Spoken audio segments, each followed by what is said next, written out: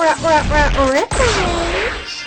Hey, this is Kimberly coming to you from Kansas City, Missouri, once again for Riffage.com. Holy crap, it's Bohem! That was my personal reenactment of what I'm sure some New York Cityans felt when they saw Ben wandering the streets of New York for Riffage.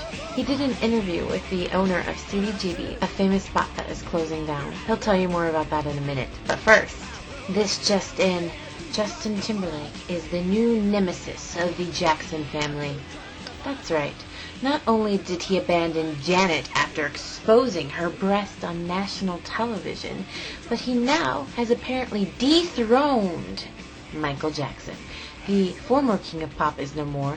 Justin has been declared to be not only the King of Pop, but the King of Sex by Rolling Stone magazine. I suppose there's a very distinct difference there, as most circles would not consider Michael Jackson to be the King of Sex.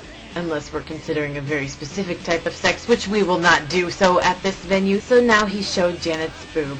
He's dethroned Michael. Is he going to start his own psychic hotline to compete with LaToya? He's apparently got a vendetta against that family. Hey, just pass the popcorn. I'm going to sit back and watch. Before we go to the interview with Ben in NYC, I'd like to thank our sponsor, dotflowers.com. Go check out the site. Enter the promotion code Riffage. You will get a 10% discount on your purchase.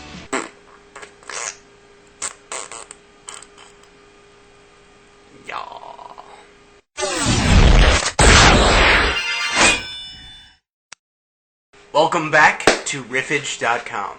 As I talked about, I believe, it's almost 2 weeks ago now because I missed last week's broadcast. I went to New York City and got to interview Hilly Kristal, who is the owner of CBGB's at 315 Bowery Street.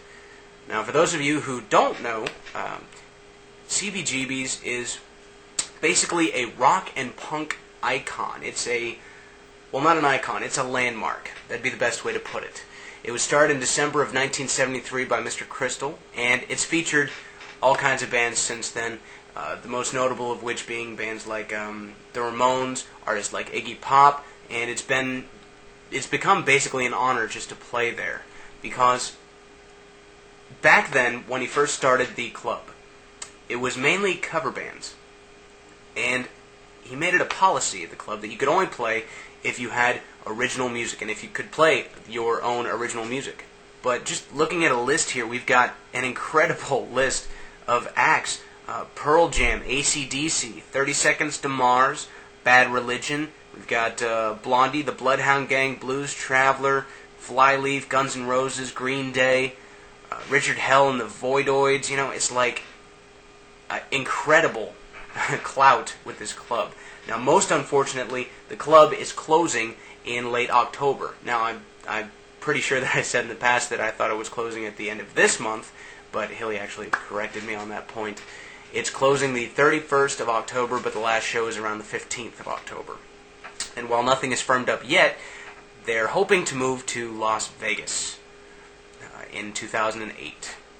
And, well, I don't want to ruin too much for you as far as the interview goes, so here we are. And I do have to apologize, I couldn't do any footage inside the club because you had to get permission from the bands, so we just have a few small things here and an interview with Mr. Hilly himself. So please, sit back and enjoy.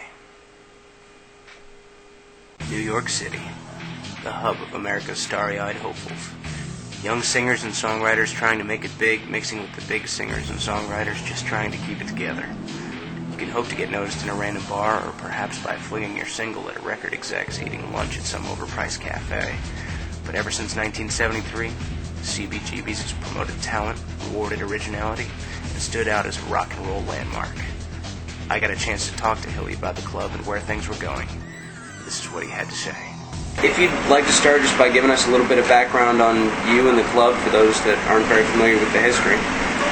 I started it in December 73 with the idea of doing country bluegrass blues, and turned into new music is what was happening, so that's what I did. I could talk for hours. I don't know where to stop. You know? The question that I've been getting a lot when I mentioned doing this interview is CBGB's really going to be closing the 30th of this month? No, it's 31st of October. 31st of October, okay. and it's going to be... But the last show is the 15th of October. Okay. That's the last show. I read on the website or heard something in the news about it moving to Vegas in 2008. We hope to. Is it also true that you're planning on taking the urinals and some of the inside walls with you as well? Whatever we can take, we're going to take. We're going to transplant the whole insides. And we're going to do this, hopefully, if we get this place, we'll do the same thing there. Maybe a little heavier on the internet.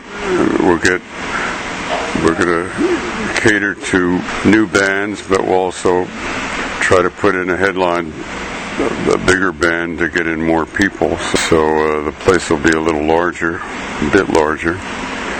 And but we're going to do the same thing, have 3 or 4 new bands every night. Do you have any particular feelings one way or the other about the New York location, the one that's been here since the start, having to close down? I mean, do you mind, or... Well, I mean, when a place has become your home, I think I spend more hours here than I have in my apartment. In any occupation, when you've done it 30 years, sometimes you also have mixed feelings of time to move on, maybe. I mean, I don't want it to end. I don't want CBGBs to end with or without me. I want it to keep doing more of the same thing. So I feel maybe New York is not the place for it now. It's too expensive. It's very expensive for young bands to come here, to stay in a hotel. Parking, it's ridiculous. In Las Vegas, hotel is a quarter of the price. You can get a good room. Parking costs practically nothing. So at least they can come from wherever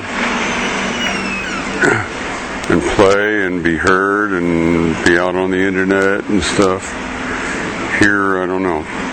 Of course, as I say, when you're in a place for quite a while, it's like leaving home. So, you deal with it, that's all. A lot of people have called you the pioneer of bringing new rock. Almost like the ambassador, bringing rock from the underground into the mainstream, into the public eye. What do you say to something like that? Well, that's what I like to do. That's all. I mean, some people love to make money. Some people, I love to try to stimulate some of these young musicians to do their own thing, which is how this all started. Don't do what everybody else is doing. Do what you do. Have the music come from within inside the band, within you, the person. And I think that produces the most interesting music. I don't know if everybody, some people do it better than others. You have the one out of maybe hundreds or 1,000 that is really doing it, special, and you have a lot that are very good, a lot of mediocre, and a lot of people who are not so good. But I think everybody should try, and I think it's the most fun, and I know a lot of young people who attempt it, and they just enjoy doing it, whether they ever become successful or not. It's good for them. I think that's why rock music has gone in so many different directions. It's the most interesting creative music in the last 30 years. Jazz hasn't gone any place that I can see. Classical music hasn't gone any place. It hasn't been almost a century. So, and it's not that everything is good, but a lot of people try different things, and I think that's what makes interesting music. Well, I also have another question. I understand CBGB means country, bluegrass, and blues, and other music for uplifting... Gormandizers. Okay. Yeah. Now, country, bluegrass, and blues, as far as I'm concerned, or as much as I know about the club, not too many large country acts have come through. It's been mainly rock. Is that disappointing to you, or is it more like a welcome surprise that you have all this original rock? No, that's just what I intended to do. Is that right? And I intended to, and the country was not country music it was more folk music. Okay. Bluegrass, blues was sort of popular a little bit back in those days. and I liked it. I didn't like it more than anything else. I just thought, well, let's try it. But I'm very happy with what's been happening the last 30 years. Yeah, I'm very happy. A lot of the only thing I get unhappy about is when a really wonderful group, which there are many of them, don't get signed and they go into oblivion. They start in oblivion, they stay there. And there are a lot of them. And it's a shame, but that's life, but they go on to other things. Okay. Well, I know it's got to be difficult to pick this out since you've had 30 years in the business, and I'm sure hundreds and hundreds of bands have played it here, but you said that a lot of them have kind of slipped into oblivion, they never got signed. If you had to pick about 3 or 4 that, just off the top of your head, that you wish had gotten signed and really had been brought into the public eye more, what would they be? Well, at different times you reflect on different bands. I know I always thought a band called The Planets should have been signed.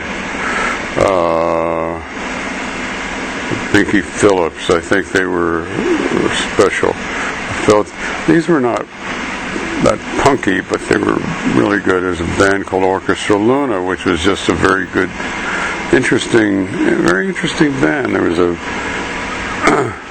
band, I listened to some tapes recently called The Marbles. Well, they didn't get, there are lots of bands. Through the years, there are lots of them that didn't get signed. And then sometimes they weren't even treated well by the record companies if they were signed. They slipped through the, they didn't get airplay at one time. They didn't have somebody within the record company that really pushed. And sometimes bands, I recently worked with a Crossfire Choir, excellent band. They were more of the 80s bands, very good songs, excellent singing, they appeared well. They did get signed, but nothing ever came out because the person who signed them wasn't there anymore. It can go on and on and on. I don't know. There are hundreds and hundreds of them. Right. Are there any disappointments or any regrets whatsoever? 30 years, not to dig up any bad memories or anything, but is there anything that you think you'd like to have changed if you had the opportunity? Well, of course, I was not interested in. My success was the success of the groups, and I probably should have tried to make more money. I was brought up by my parents. Money was not important, so it's just what you do, what you can influence. So I think with more money come more, if you want to say, prestige. You can do things for people a little bit better. Otherwise you have to rely on other people to do things. And I think if I had probably paid more attention to bringing in more money, I might have, I don't know, it might have been a little different. I might have helped more people. That's the only. I wonder, but I'm very happy with what I've done. So. Well, we'll take up any more of your time. Okay, Thank you sure. again for your time. Okay. Before we leave, I'd like to remind you that Korn and My Chemical Romance will be performing at the Scream Awards 2006. A special tribute to Ozzy Osbourne will also be featured at the event, which celebrates horror, sci-fi, and fantasy comic books. The show will actually play on October 10th at 10 p.m. Eastern Time on Spike TV. That's about it for now. Thanks for watching. We'll see you all next time.